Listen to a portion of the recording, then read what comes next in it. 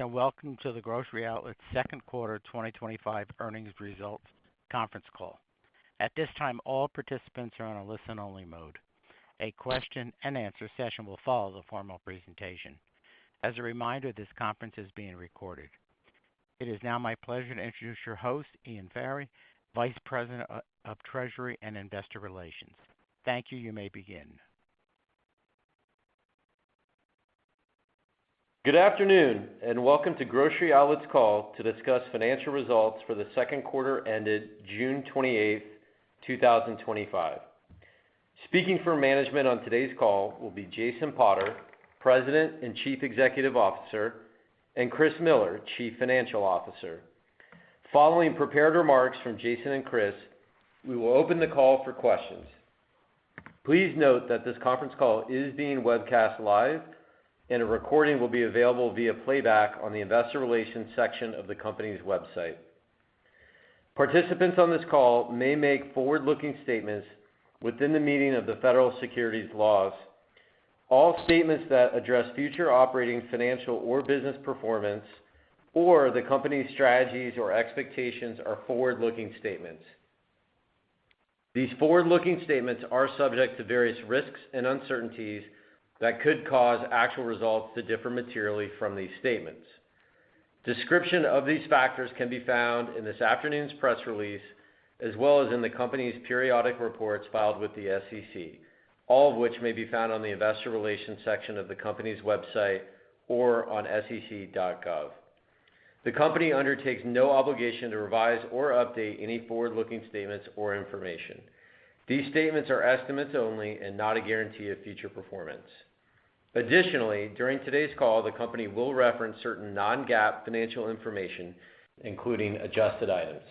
Reconciliation of GAAP to non-GAAP measures, as well as the description, limitations, and rationale for using each measure, may be found in the supplemental financial tables included in this afternoon's press release on the Investors section of the company's website under News and Releases and in the company's SEC filings. And now I would like to turn it over to Jason. Thanks, Ian, and welcome everyone. We delivered solid second quarter results that exceeded our outlook. Net sales of $1.18 billion grew 4.5% over last year, while adjusted EBITDA of $68 million and adjusted EPS of 23 cents, each of which came in above their respective guidance ranges. We also grew comp store sales 1.1% from last year, in line with our guidance, and opened 9 net new stores, keeping us on pace to achieve our 33 to 35 annual store opening target for this year. We continued to deliver on the profitability front, reporting a 30.6% gross margin, also ahead of our outlook, as we again drove improvements in inventory management and merchandising. From a cost perspective, we managed operating expenses with discipline throughout the quarter. As a percentage of net sales, SG&A declined 10 basis points from last year, and we see opportunity to drive further operating leverage. In short, we achieved our objectives for Q2, and as such, we are reaffirming all previous guidance ranges for the full year, with the exception of adjusted EPS, which we are increasing due primarily to favorable interest expense. We also made important progress during the past quarter on the 4 strategic imperatives we outlined on our last update. 1, tackling new store performance. 2, securing top talent. 3, addressing execution gaps. And 4, improving our execution at scale. We have significant white space in front of us, which represents multiples of the revenue of our current store base generating today. Executing against these 4 imperatives will help set the stage to capture that opportunity and drive improving returns on invested capital. First, tackling new store performance. We're taking deliberate steps to improve performance across our store base. We're rebalancing store growth towards a healthy mix of core versus new markets, adjusting our internal returns framework, developing more robust site selection criteria, and testing several key commercial pilots to drive our performance. Our pilots have included improving our merchandising, enhancing our IO support, and adjusting and experimenting with marketing to tell our brand story. These efforts have contributed to our 2025 cohort of new stores performing ahead of plan on a year-to-date basis. As we drive improvements in our new stores, We are reviewing our store plans, carefully selecting locations with high potential and the ability to generate store economics that meet or exceed our hurdle rates. Slowing down our store expansion will allow us to dial in the model to find the optimal level of sustainable unit growth that generates solid returns on invested capital. As the result of our disciplined underwriting standards and focused execution, we expect returns to steadily improve. In addition, we expect to deliver cash-on-cash returns above 20% in year 4 for the 25 and 26 cohorts on a combined basis. Our second priority is securing top talent. Over the course of this year, we've made progress on talent and are grateful to welcome several new leaders to our team, including Matt Deli, our new Chief Merchandising Officer. Matt has a proven track record of strong results across the retail spectrum with more than 20 years of experience spanning merchandising, supply chain, assortment planning, and product development. We're very excited to have him on our team, and in a couple of weeks, he sees many amazing sets of opportunities to advance our selling capabilities and drive scale advantages throughout this business. Our talent priority also extends to our board.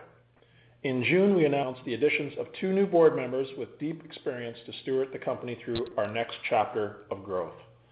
Mike Kobayashi brings many years of leadership experience from Ross Stores, including driving operational excellence and successful technology transformations. He's going to add valuable perspective as we unlock the powerful potential of our systems implementation.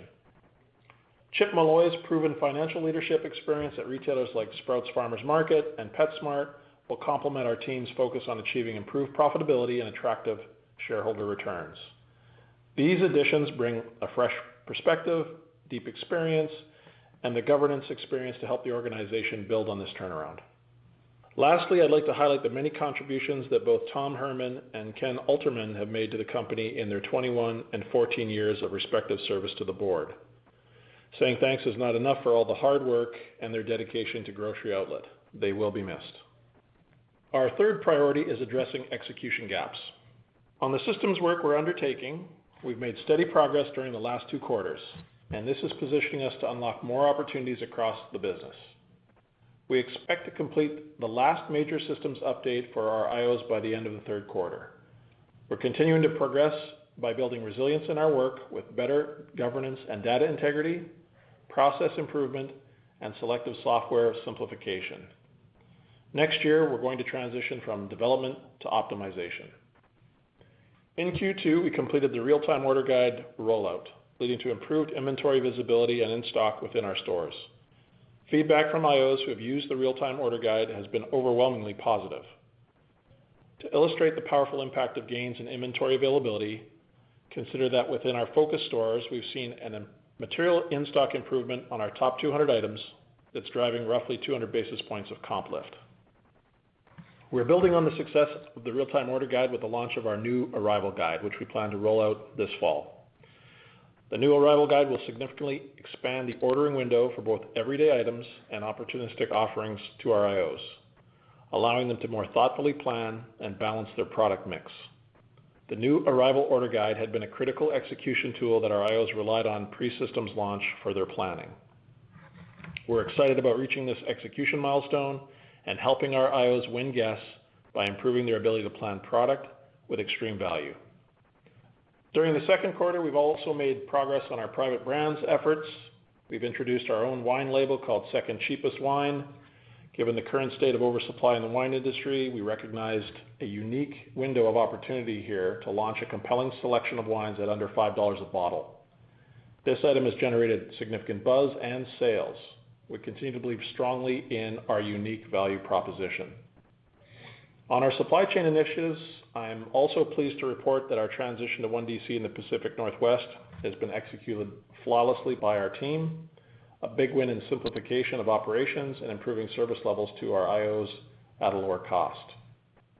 We'll continue to evolve this element of our capability set over time with our next DC conversion in the East to begin in Q4. Our fourth priority is improving execution at scale. When I think about Grocery Outlet's future, I'm especially energized by how today's efforts should enable us to scale sustainably over the long term for this business. Last quarter, we shared our goal to transform Grocery Outlet into a truly outstanding selling organization. As I mentioned, on our last call, we've been working on a model store and sharing best practices with IOs to deliver a winning in-store experience and improved store financial performance. For example, in our Oakland, California test store, we've made key enhancements to layout, to signage and storytelling, merchandising, and implemented a new fresh category ordering and forecasting tool, all of which have contributed to middle single-digit lift in comp versus our control group. And, importantly, we believe these improvements can be implemented at other stores at a manageable incremental cost per store. We've begun to roll these improvements out to a pilot group of stores and are accelerating the most impactful of these improvements, particularly our forecasting and ordering tools in Fresh to help drive IO success now. By offering our IOs stronger support, tools, and training, we believe we can strengthen the value proposition for our customers and our operators at the same time. I'm very excited about partnering with our IOs to help them drive their success, and I look forward to updating you all on our progress over the next couple of quarters. Since our last earnings report, I've spent more time with our IOs and with our stakeholders to hone in on the large opportunity in front of us. Everything I've learned continues to strengthen my conviction that the work we're undertaking today will position us to create value for everyone that touches this business. A few comments on customers. We've begun the work to better understand customer perception of our brand to ensure that we're creating an experience that customers love. In the research we've completed so far, we've reaffirmed that our value proposition continues to resonate with our core guests and that the treasure hunt is a strong motivator of trips. We have an opportunity here to better tell our story. On value last quarter, I spoke about our increased focus on known value items, or KVIs. Since the start of this year, we've sharpened our KVI positioning while delivering sequential improvements in gross margin by improving shrink and mix. We're pleased with our current positioning on the pricing of KVIs across all markets, and when looking at the whole basket, we continue to see and deliver substantial savings versus our peers. Demonstrating our value positioning consistently will support the building of trust with customers across our network. Our lapsed guests have also given us some specific direction on the opportunities to earn their business back. The great news is, in the areas that we need to improve, they are primarily execution related. For one example, customers want more consistency in product availability. To improve our shopping experience, we will continue to focus on execution-related support to ensure greater consistency across our stores. We are doing just that in two important ways. First, as I mentioned, the systems progress we are achieving is enabling us to improve our in-stock position and create some positive, modest sequential improvement in our opportunistic mix versus Q1. We expect this to further strengthen with the rollout of our new arrival guide as we help IOs better understand what's coming. This capability will advance IO's sales planning process. Second, we're now rolling out the new forecasting and ordering capability with tools and training that focus on fresh meat and produce. These improvements and support will help drive sales by being in stock, and this has been an extremely successful part of what we've done in our Oakland pilot by driving sales through in-stock availability and consistency with added benefits of improved product freshness in both meat and produce. Driving the success of our IOs is critical to our success. Over the last several years, we've invested in the success of our IOs. These investments have contributed to low voluntary IO turnover, which remained below 10% last year. However, we need to keep evolving to ensure we have a pipeline of the right mix of experience and quality across all regions and markets. I've had more time in the field and have enjoyed learning from our IOs and gaining insights on their respective market regarding opportunities and challenges that they face. We have many enthusiastic operators that will be piloting and collaborating on many of the new commercial activities we're testing this quarter, including implementing the successful merchandising, store layout changes, and communication changes that are driving results in our Oakland store. This IO direct involvement should help us to rapidly calibrate our commercial approach for maximum execution capability at scale.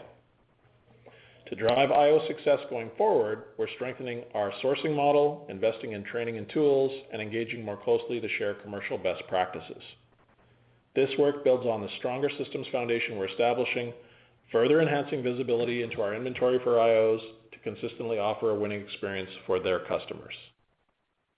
So what does this mean for our shareholders? This should mean a higher and more sustainable growth rate, as key initiatives begin to drive comp growth back towards historical range.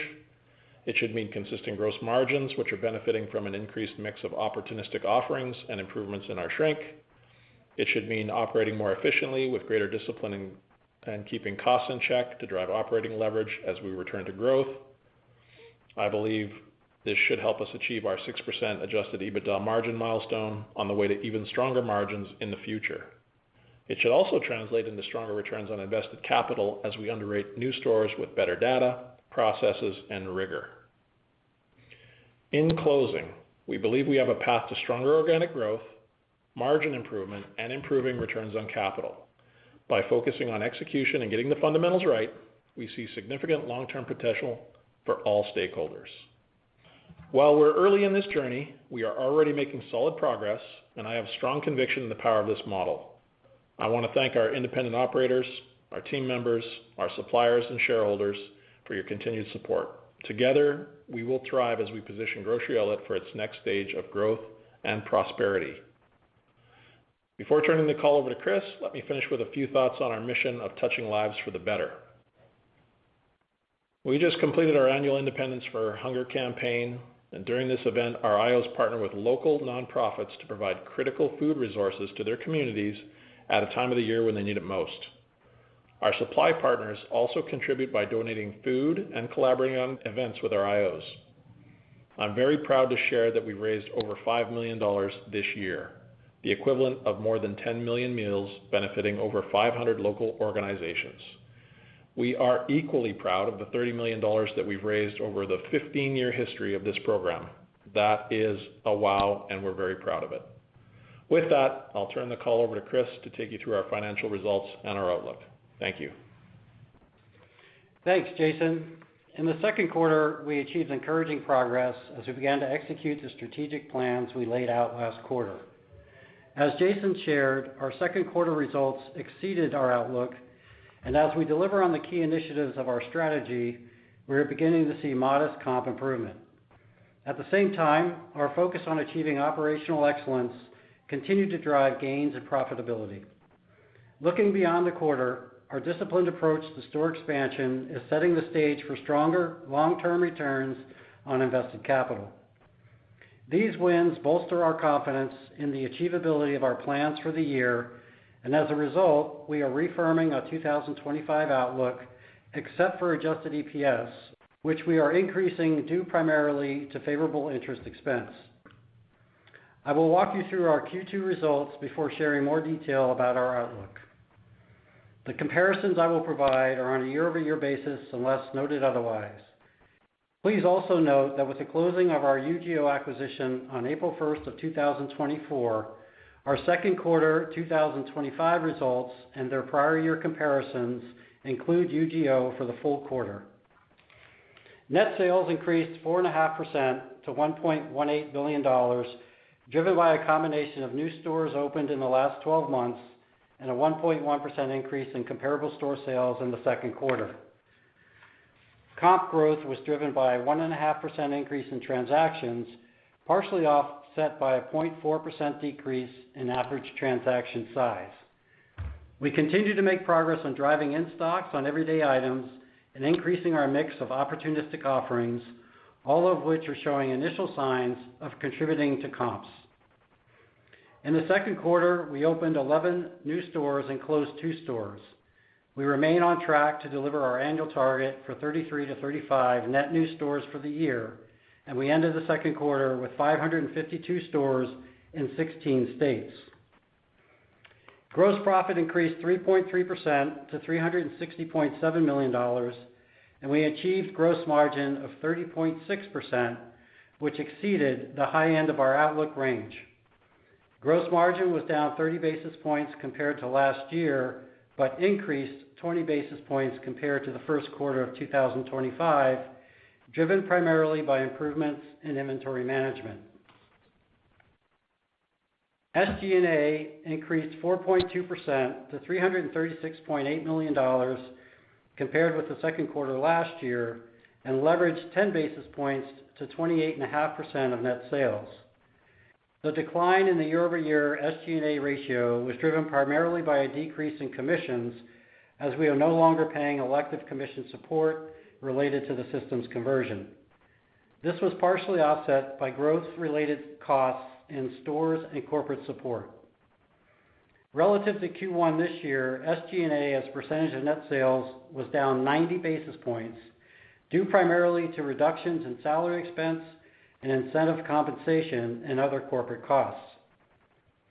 Our cost reduction program is off to a solid start, and we expect to begin realizing significant gross savings in the second half of 2025.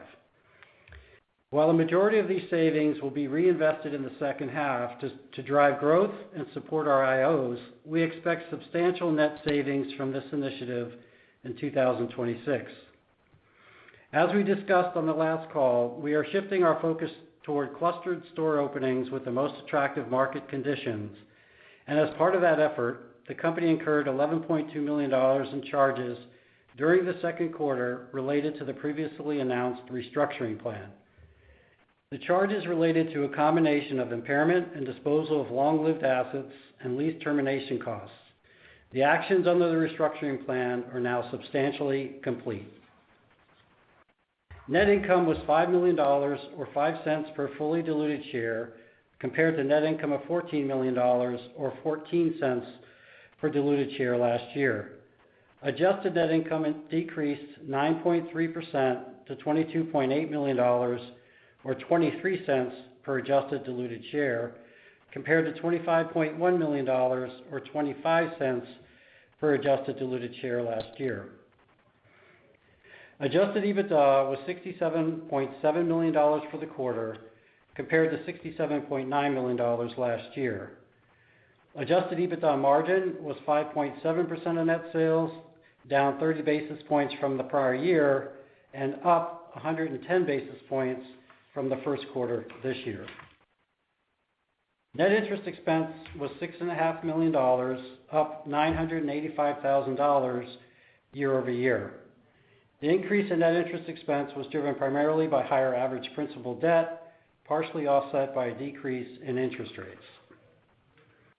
Income tax expense was $1.3 million, down from $6.5 million last year. Our effective tax rate for the quarter was 20.3%, compared with 31.9% last year. The change in our effective tax rate was primarily due to changes in our level of earnings, partially offset by non-deductible executive compensation. Net cash provided by operating activities for the first half of 2025 was $132.6 million, compared with $49.4 million last year. The increase was driven primarily by the timing of working capital flows. In addition to ending the quarter with $55.2 million in cash, we had $205 million of available capacity on our revolver. We remain committed to investing prudently in growth initiatives with a focus on delivering high returns on invested capital. During the second quarter, we invested CapEx of $58.3 million, net of tenant allowances, primarily on new stores, supply chain related projects, IT, and store maintenance. Total debt, net of issuance costs, was $474 million at the end of the second quarter, down $3.5 million from year end, with net leverage at 1.7 times adjusted EBITDA. Now turning to our guidance for the third quarter and the rest of 2025. As a reminder, this year is a 53-week year. Sales from the 53rd week will be excluded from our same-store sales calculation. As Jason and I shared, we are affirming our outlook for the year except for adjusted EPS, which we are increasing due primarily to favorable interest expense. Our outlook for the year assumes the following: comp store sales growth of between 1% and 2%, the addition of 33 to 35 net new stores, gross margins in the range of 30 to 30.5%, adjusted EBITDA of $260 million to $270 million, adjusted EPS in the range of 75 cents to 80 cents per fully diluted share, compared with 70 cents to 75 cents previously. In addition, we are updating the following assumptions for the year. restructuring charges of $63 million versus $59 to $61 million previously, net interest expense of approximately $27 million versus $32 million previously. The reduction in interest expense versus our previous view is due primarily to lower anticipated interest rates. Share-based compensation of approximately $17 million versus $25 million previously. For the third quarter this year, we expect comp store sales between 1.5% and 2%. The addition of 9 net new stores, gross margin between 30 and 30.5%, adjusted EBITDA in the range of $63 to $67 million, and diluted adjusted earnings per share between 17 cents and 19 cents. In closing, we have a tremendous opportunity and ample white space in front of us. By executing our strategic initiatives, we believe we will unlock value and potential in the business while generating meaningful growth, profitability, and returns on capital on behalf of our customers, our IOs, and our shareholders. And with that, we'll open it up for questions. Thank you. At this time, we'll be conducting a question and answer session. If you'd like to ask a question, please press star 1 on your telephone keypad. A confirmation tone will indicate your line is in the question queue. You may press star 2 if you'd like to remove your question from the queue. We ask that you please limit to 1 question and 1 follow-up. For participants using speaker equipment, it may be necessary to pick up your handset before pressing the star keys. 1 moment, please, while we poll for questions. Our first question comes from Anthony Bonadio with Wells Fargo. Please proceed with your question. Yeah, hey guys, thanks for taking our question. So I just wanted to ask about the comp guidance. Your reiterated guidance implies a pretty healthy acceleration in the back half. I realize compares ease somewhat, but can you just talk a little bit more about your confidence level there at this point, given what you've seen into July and August, and just talk us through some of the underlying drivers there? Hey Anthony, it's Jason here. Thanks for the question. Yeah, we're feeling good about where we're going right now. We're seeing green shoots from initiatives we believe will build momentum in the back half of the year. I've talked about value, sharpening our KVIs, the drag on value perception there. We think that work's now significantly complete. We know that there's some storytelling to do there. We're going to be doing some experimenting there, but feel good about the pricing. The pricing studies we've also done, when we look at the total basket, we're in a good spot there now, 15 to 20% lower than discount peer. And I feel strongly that that's going to help us as time goes on. We're also seeing improvements in our in-stock. So I know we've talked a lot about that with tools, but we're seeing specifically improvements on our fastest selling 20% of SKUs in the stores. As our operation team creates focus and collaborates with IOs, as one example, we're seeing 150 to 200 basis points of comp improvement just on that portion of the business. So really helpful there. The implementation of our new arrival guide this fall will supplement what we've already rolled out in Q2. And this is something that IOs have given us a lot of feedback on. They're really excited about what that will mean. This is going to help with their forward planning. So their ability to book, see, and secure product will help 2 things. 1, in stock. And the second piece, it really will help them with their opportunistic selection of SKUs. They're going to be able to book those products outside their ordering windows, and we believe those things will contribute positively to sales.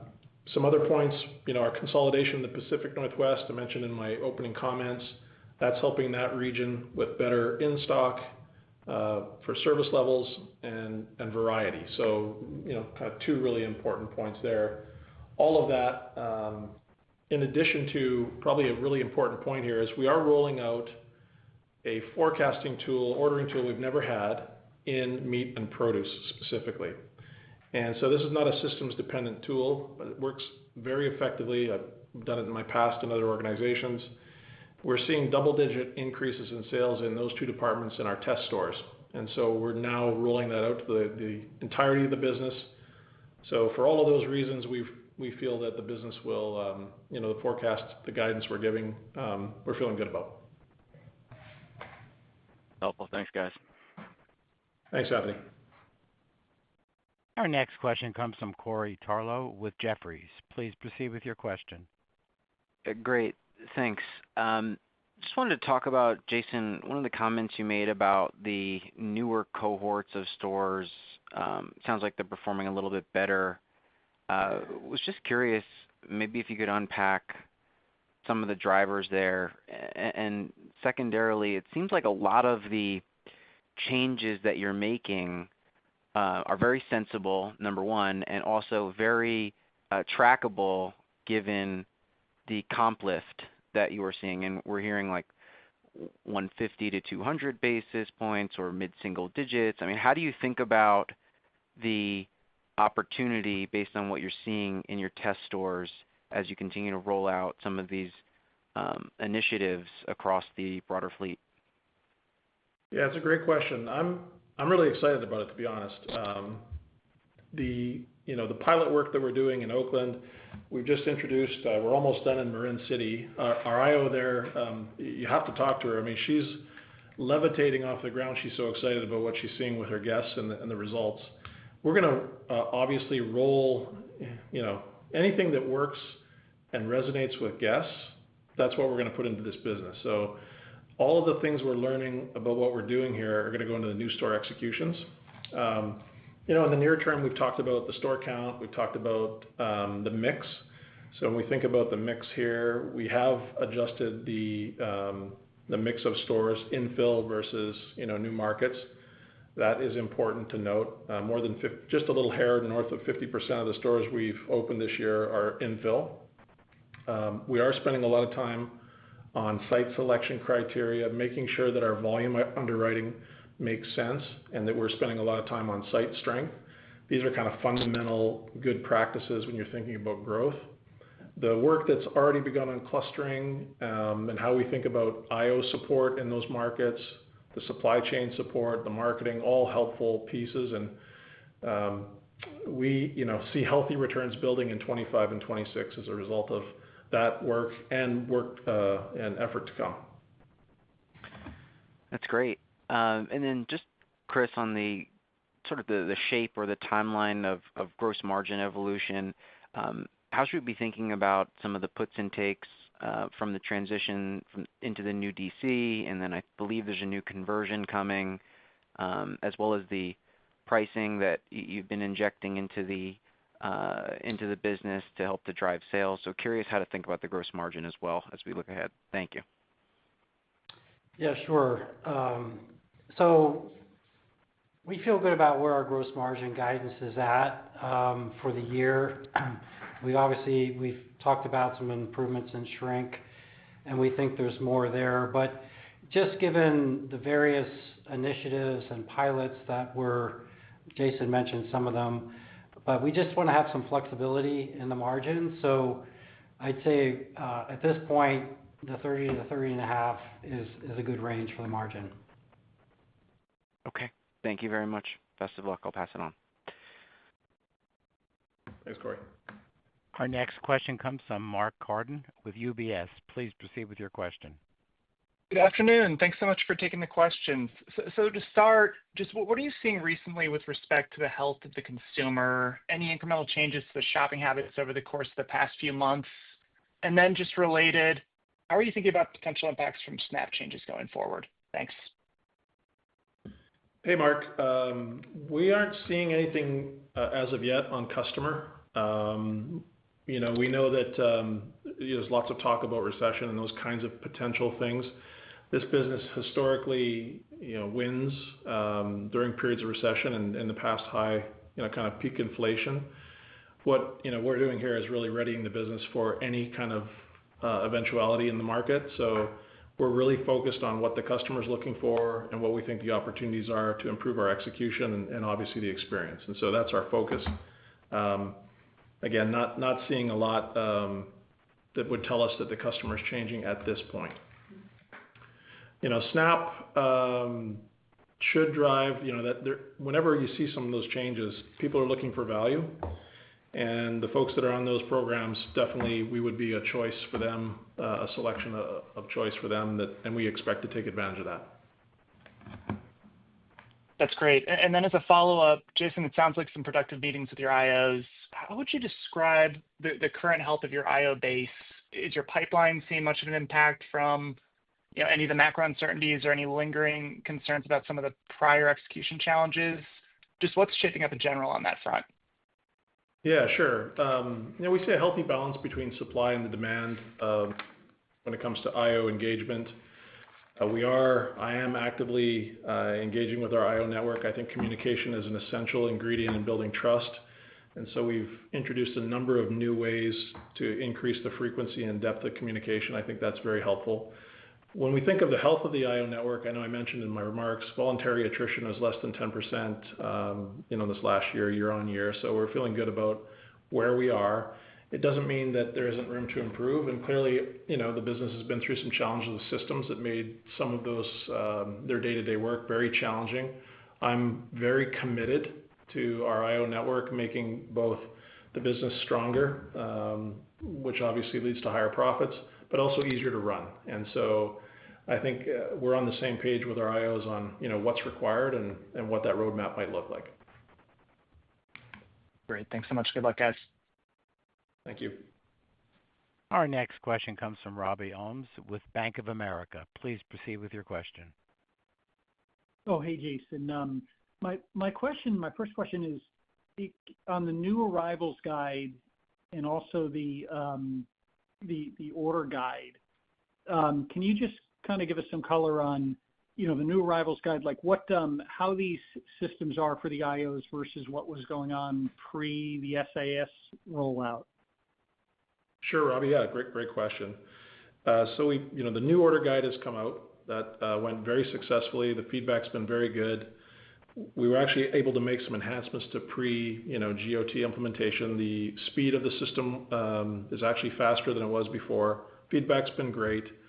I guess the difference, the subtle difference between what we talked about with the order guide and the new arrival guide is the notion that our operators can reserve product. They can see what's coming and reserve product outside of their ordering window.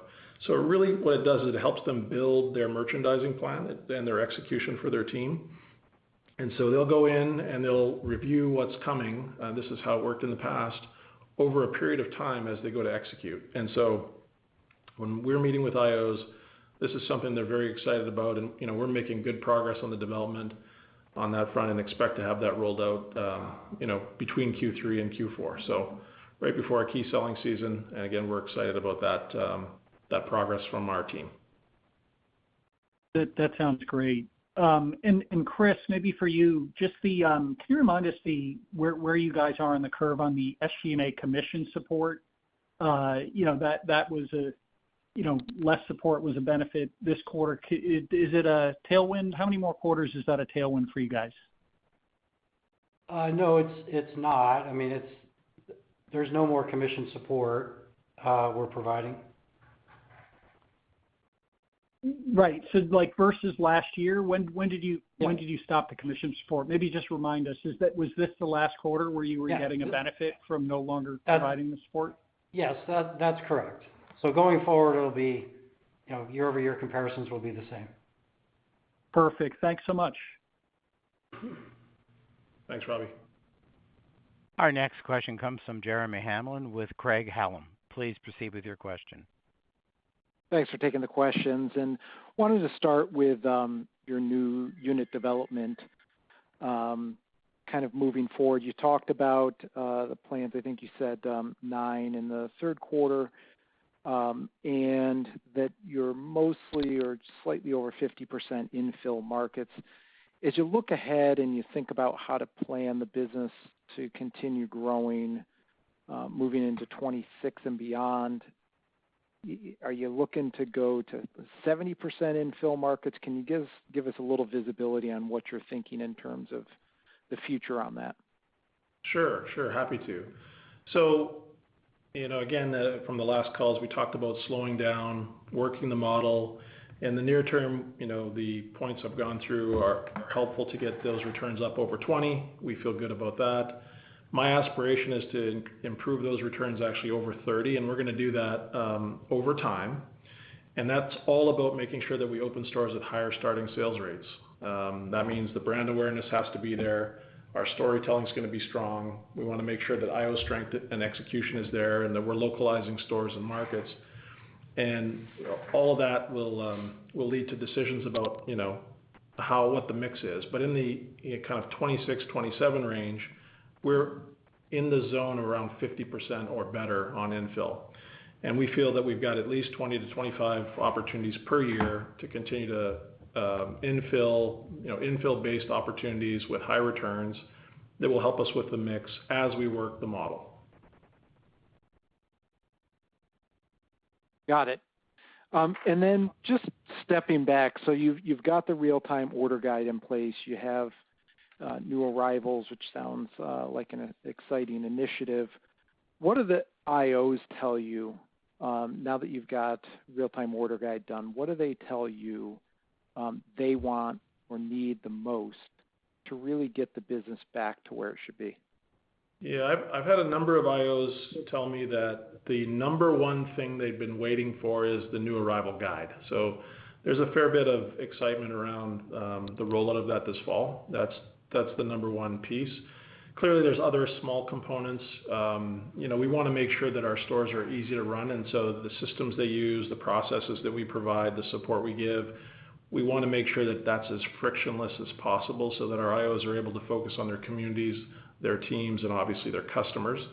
And I can't understate the distraction that happened with the system implementation that's made the IOs have to be very inward focused, and kind of the day-to-day running of the business has been challenged. So those are the two kind of themes I would say have been kind of most shared with me as far as that on that front. So new arrival guide, lots of excitement. We'll continue to make progress on the little things that are important to our IOs to make the stores easier to run.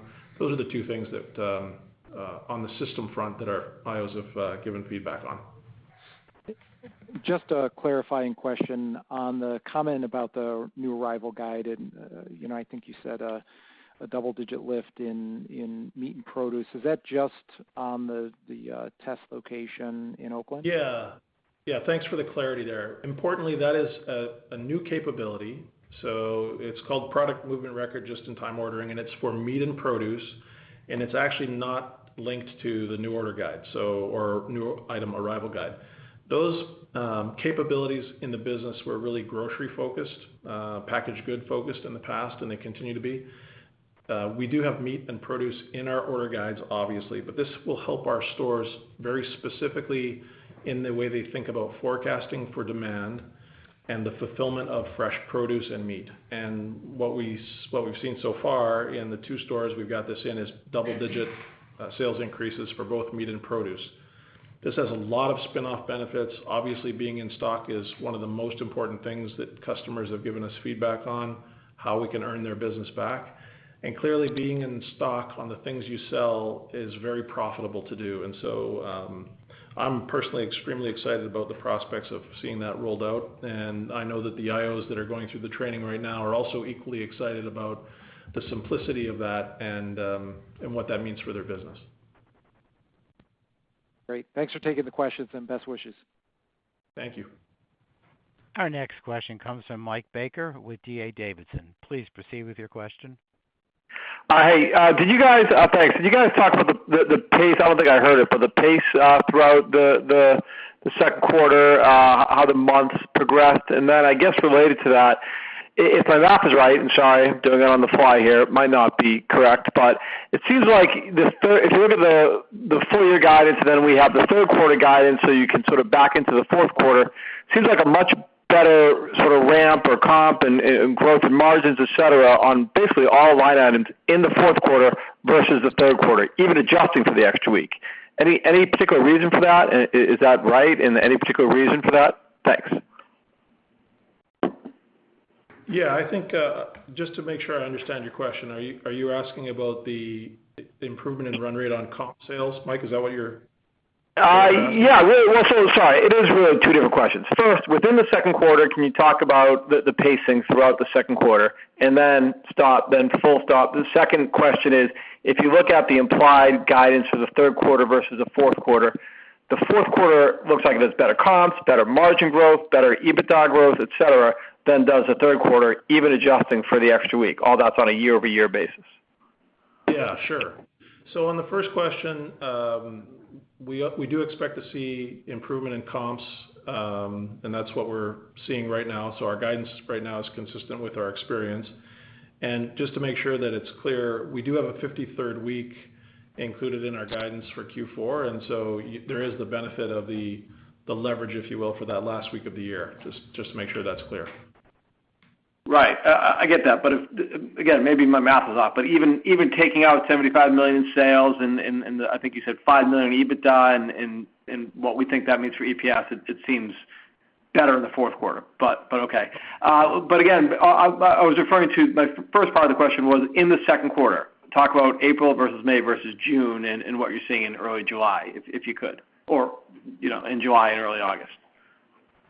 Yeah, it's consistent with the guidance. So we're seeing an improvement in run rate, and clearly we feel strongly that the initiatives that we've begun to roll out and implement in the business are going to have more and more momentum as the year goes on. That's our thinking. Understood. Okay, that makes sense. I appreciate it.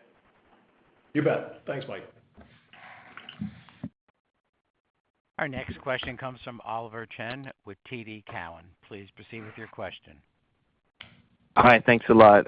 We're excited about the private label innovation you've been doing. What are your thoughts on what's happening there and medium term in terms of plans and mix and how it may interplay? Also, as you think about key value items as well, how will that manifest in terms of improving the comps over time, or what are your thoughts about that as part of the portfolio and what you're seeing in elasticity? And lastly, the question on opportunistic supply. I just would love your updated thoughts on how that looks right now in the marketplace. Thank you. Thanks, Oliver. Okay, I'll take the second question first. So on KVIs, it's just important to note that you need to be priced right in a real way for customers as they come into the door, and they need to see that over time. So there's a frequency part of this. There's a lag in perception versus reality, and so the work we've done, we feel great about. So we're in good shape there. I think we've got some opportunity to tell our story in a stronger way through our marketing, and we've got some experiments going on with that. So that's part of the comp story. So we're seeing some improvement in run rate on comp on KVI items. Nothing dramatic, but we're starting to see some of that. On private label, we definitely have opportunity to continue to dial in our assortment strategies and ranges, and so that's some work in play. Some of the piloting work we've done will lead us to certain decisions, but clearly opening price point quality private label is a positive contributor in the mix. It's a positive and accretive margin play. It can help you with brand related loyalty, and so the example of the second cheapest wine rollout, we just got a tremendous amount of credit from our guests on having a product like that under $5 a bottle with a fairly high quality profile, and so good feedback there. And that work will continue.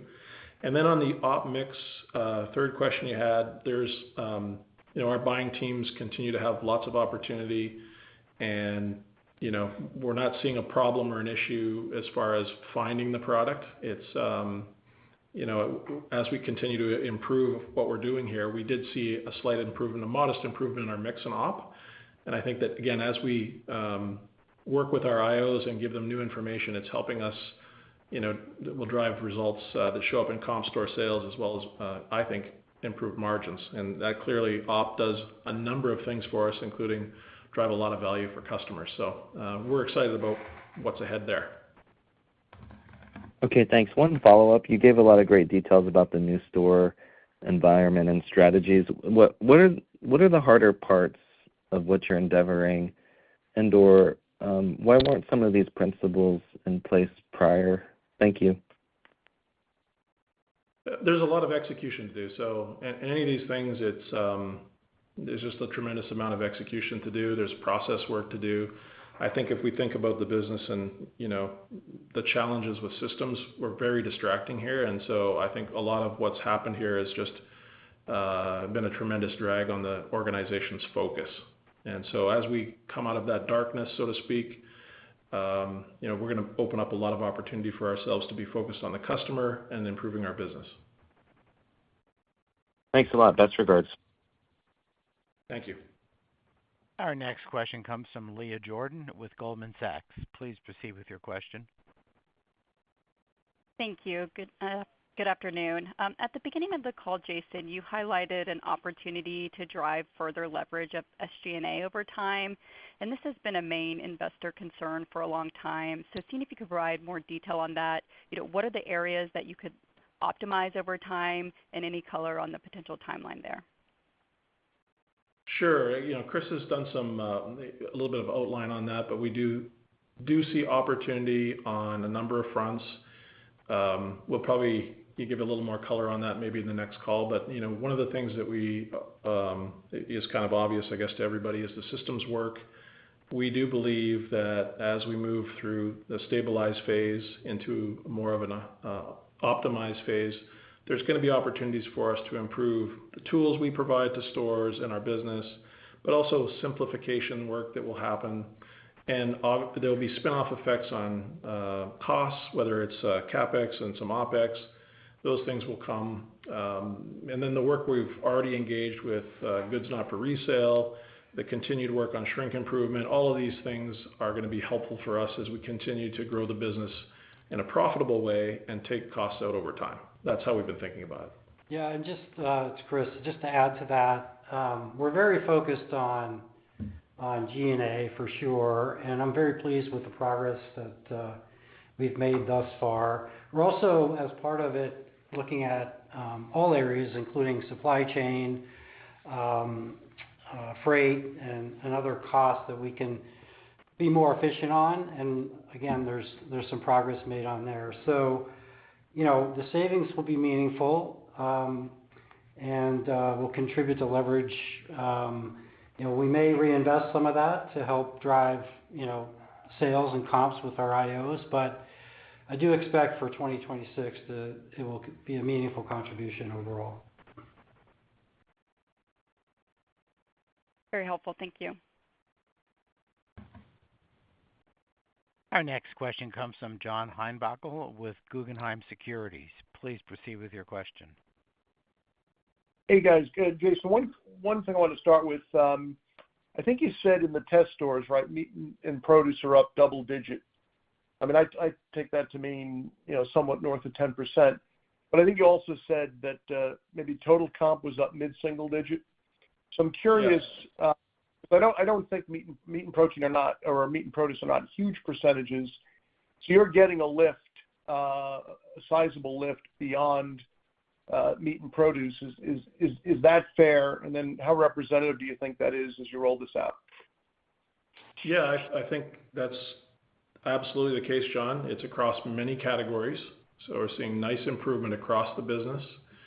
I want to make sure I underline something here. We did not reduce prices beyond what we've talked about kind of globally. So that's important to note. And we didn't add any marketing to the test stores. So this is purely merchandising related customer reaction. Nothing to do, we didn't stimulate it anyway. So I want to make sure that's clear. And, some of the benefits we're getting at customers are by making the stores easier to shop, frankly. The feedback we're getting is that guests can see the product more clearly. They are telling us we have better assortment in addition to better in stock.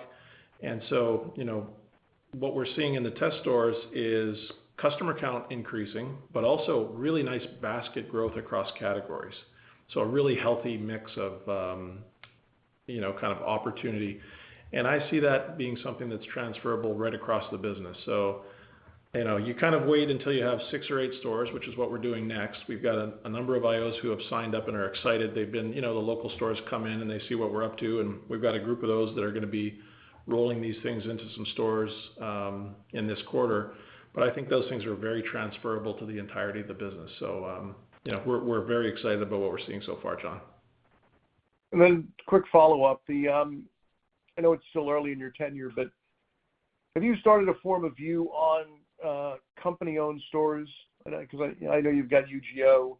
is there a place for company-owned stores in certain regions, or you don't think so? Yeah, it's an interesting conversation to have. I believe in the IO model. I think what's really important is to make sure, company or not, that you have a very high quality individual that's running the operation. And so, that's how I think about it. So what we're going to do here is everything we can do to support having the most talented individual or individuals owning or operating our stores. And, we do have a handful of corporate stores already. The same kind of thinking would apply.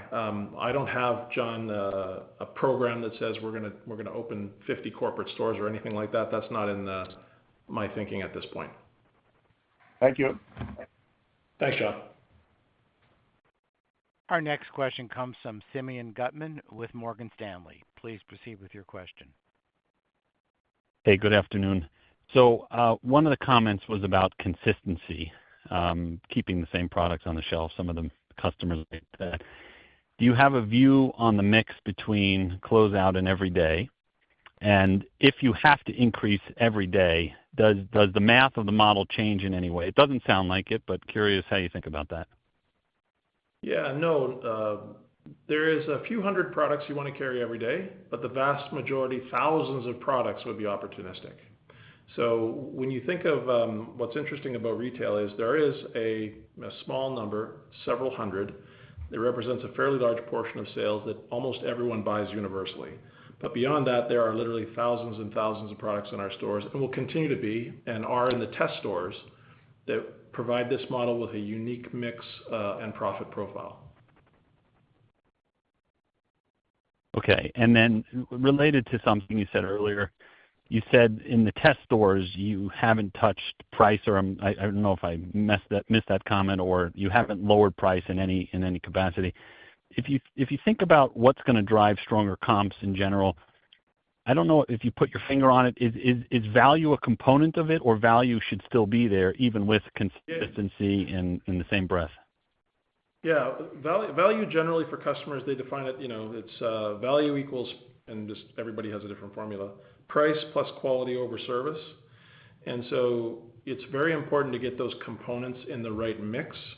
It's very important to communicate those components in the right way, and it's very important to deliver that consistently over time. And so value for sure is pricing, it's promotion, it's the total basket. It's also how you communicate it and merchandise it. And so the point I was trying to make was just to let you all know, this wasn't a, hey, let's lower prices and drive comp sales. This is really about what do customers enjoy and appreciate in a shopping experience? What are they telling us?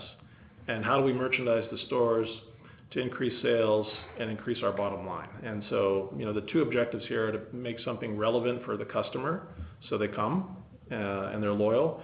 And the second is to improve our profitability profile. And so we've been able to achieve that. And that's something that's going to be an important component of everything we do here. Okay, thanks. Good luck. Thank you. Our next question comes from Joe Feldman with Telsey Advisory Group. Please proceed with your question. Yeah, hey guys, thanks for taking my question.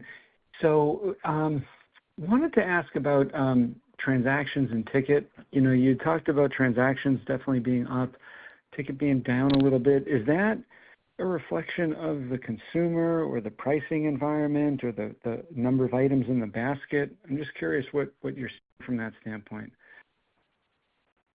Yeah, it's a bit of a trend the company's been on for some time. Is pretty healthy customer count, but some weakness in the basket. And in the last quarter we saw some improvement in the basket, and we're going to keep working that. So I don't think there isn't anything macro that I can see yet that would tell me that that's what's driving it.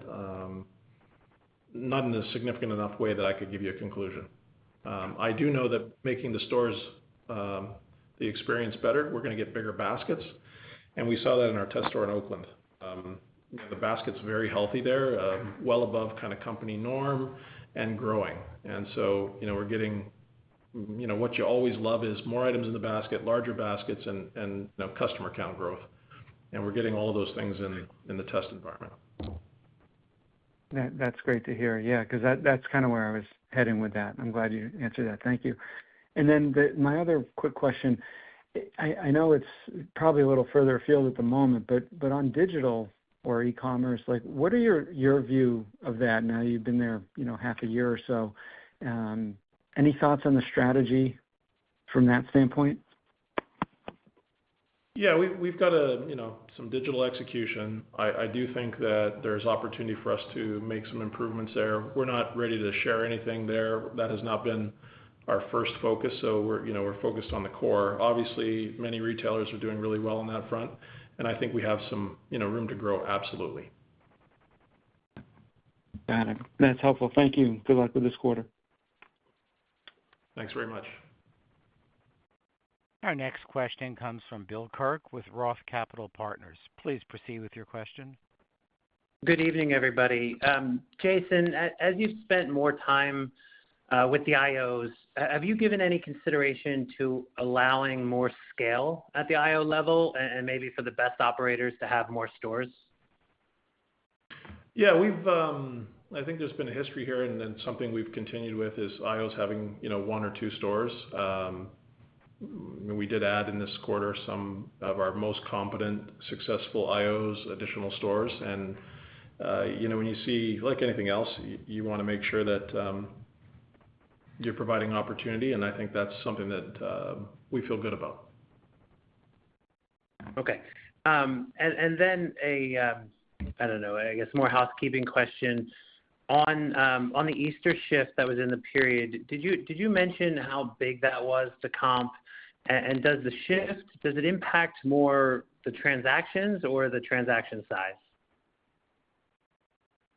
Yeah, I think last quarter we talked about the quantum on the shift. We did recognize that. The guidance we gave for the quarter was 1%, and that's about what we hit. And so all those components from the last quarter's call basically showed up in the number. Okay, thank you. You're welcome. We have reached the end of the question and answer session. I would now like to turn the call back over to management for closing comments. Thank you very much, everyone, for joining. I know we have some follow-up calls. I look forward to keeping you up to date on the business.